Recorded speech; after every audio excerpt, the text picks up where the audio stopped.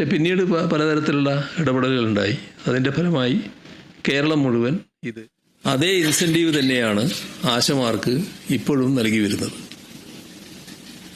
അതേസമയം നമ്മുടെ രാജ്യത്ത് ആശമാർക്ക് മികച്ച ഓണറേറിയം നൽകുന്ന സംസ്ഥാനമാണ് കേരളം. 2016 LDF സർക്കാർ അധികാരത്തിൽ വരുമ്പോൾ 1000 രൂപ മാത്രമാണ് ആശമാർക്ക് ഓണറേറിയമായി നിശ്ചയിച്ചിരുന്നത്. 2016 മുതൽ ഇതുവരെ എടുത്താൽ LDF സർക്കാർ 6000 രൂപയുടെ വർധനവാണ് ഓണറേറിയത്തിൽ ആശമാർക്ക് നൽകിയത്. അതായത് നിലവിൽ 7000 രൂപയാണ്. ഓണറേറിയവും മറ്റ് ഇൻസെൻറ്റീവുകളും ഉൾപ്പെടെ ഉദ്ദേശ ലക്ഷ്യത്തോടെ ജോലി ചെയ്യുന്ന ഒരു ആശയ്ക്ക് 13,000 രൂപ ഓണറേറിയവും ഇൻസെൻറ്റീവും ലഭിക്കും. അതിൽ കൂടുതൽ ലഭ്യമാകുന്ന ആശമാരുമുണ്ട്. അതിൽ ഓണറേറിയവും ഇൻസെൻറ്റീവുകളുടെ 40% ചേർത്ത് 10,000-ഓളം രൂപ നൽകുന്നത് സംസ്ഥാന സർക്കാരാണ്. ആയുഷിൽ 1000 രൂപ ഒരു വിഭാഗം ആശമാർക്ക് ലഭിക്കുന്നുമുണ്ട്. അപ്പോൾ ശരിക്കും ഏറ്റവും കൂടുതൽ തുക നൽകുന്ന സംസ്ഥാന സർക്കാരാണ് കേരളത്തിലുള്ളത്. പക്ഷേ ആ സർക്കാരിന് എതിരെയാണോ, ഇൻസെൻറ്റീവ് ഉയർത്താത്ത കേന്ദ്ര സർക്കാരിനെതിരെയാണോ സമരം ചെയ്യേണ്ടത്? ഇത് സമരം ചെയ്യുന്നവരാലോചിക്കേണ്ട ഒരു കാര്യമാണല്ലോ.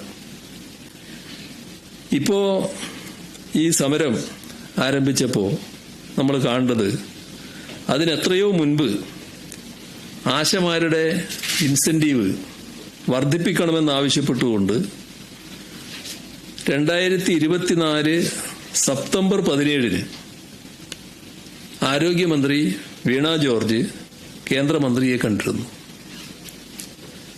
അതിനു മുൻപ് ആശമാരുടെ ഇൻസെൻറ്റീവ് ഉൾപ്പെടെയുള്ള NHMന് നൽകാനുള്ള കുടിശ്ശിക നൽകണമെന്നാവശ്യപ്പെട്ട് കേന്ദ്ര ഗവൺമെന്റിന് സംസ്ഥാനം കത്തയക്കുകയും ചെയ്തിരുന്നു.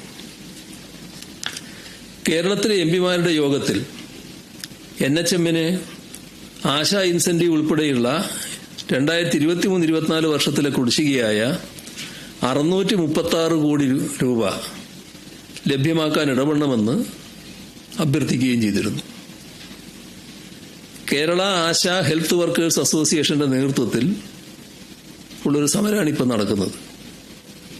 നമ്മുടെ സംസ്ഥാനത്താകെ 26,125 ആശാ വർക്കർമാരാണുള്ളത്. 99% ആശാ വർക്കർമാരും സമരത്തിലില്ല. ഇപ്പോൾ ബഹുഭൂരിപക്ഷവും ഫീൽഡിൽ സേവനത്തിലാണ്, ഇപ്പോഴും സേവനം നടന്നുകൊണ്ടിരിക്കുകയാണ്. അതുകൊണ്ട് തന്നെ ആരോഗ്യ മേഖലയെ ഒരു തരത്തിലും ബാധിക്കുന്ന ഒരു സമരമായി ഈ സമരം മാറുന്നില്ല. പക്ഷേ ചെറിയ വിഭാഗമായതുകൊണ്ട് അവഗണിക്കാനല്ല സർക്കാർ തയ്യാറായത്. നിങ്ങൾ പറഞ്ഞതുപോലെ അവരുമായി ചർച്ച ചെയ്ത് പരിഹരിക്കാൻ കഴിയുമോ എന്ന ശ്രമമാണ് സർക്കാർ നടത്തിയത്. 5 തവണ അവരുമായി സർക്കാർ ചർച്ച നടത്തിയിട്ടുണ്ട്. ആരോഗ്യമന്ത്രി സമരസമിതിയുമായി 3 തവണ ചർച്ച നടത്തി.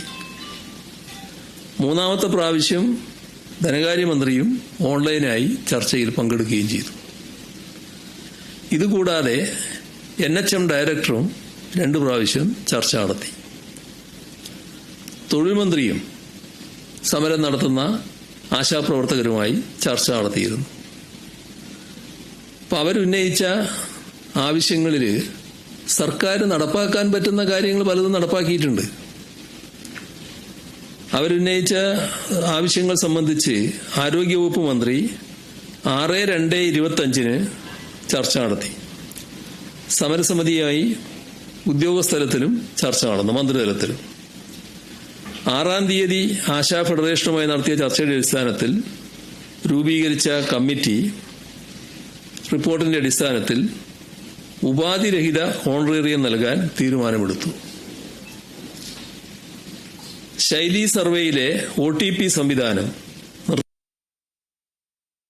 ഹെൽത്തിന് നിർദ്ദേശം നൽകി.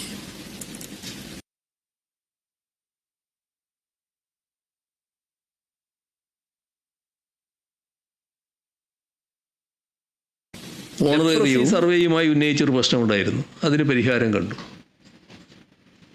2025 ഫെബ്രുവരി മാസം വരെയുള്ള ഓണറേറിയവും ഇൻസെൻറ്റീവും നൽകിയിട്ടുമുണ്ട്. ഇതുകൂടാതെ വിരമിക്കൽ പ്രായം 62 വയസ്സാക്കിയിരുന്ന സർക്കാർ ഉത്തരവ് മരവിപ്പിച്ചു. ശേഷിക്കുന്ന ആശമാരെ കൂടി ഇൻഷുറൻസിൽ ഉൾപ്പെടുത്താൻ നടപടിയും സ്വീകരിച്ചു. ആയുഷ് മേഖലയിലൂടെ കുറച്ച് ആശമാർക്ക് കിട്ടുന്ന ഇൻസെൻറ്റീവ് മുഴുവൻ ആശമാർക്കും നൽകണമെന്ന് കേന്ദ്രത്തോട് അഭ്യർത്ഥിക്കുകയും ചെയ്തു. ഇതെല്ലാം ചെയ്തു.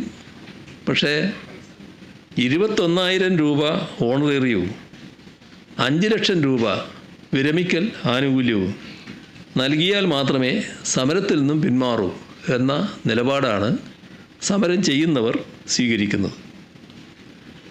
അത് ഇപ്പോഴത്തെ പൊതുവായ സ്ഥിതിയൊക്കെ അവരുടെ അടുത്ത് വ്യക്തമാക്കിയതാണ്. അതിൽ സാമ്പത്തിക സ്ഥിതിയും വ്യക്തമാക്കിയതാണ്.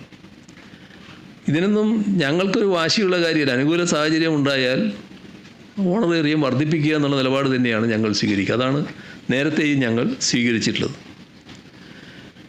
വീണ്ടും സമരം തുടരുന്ന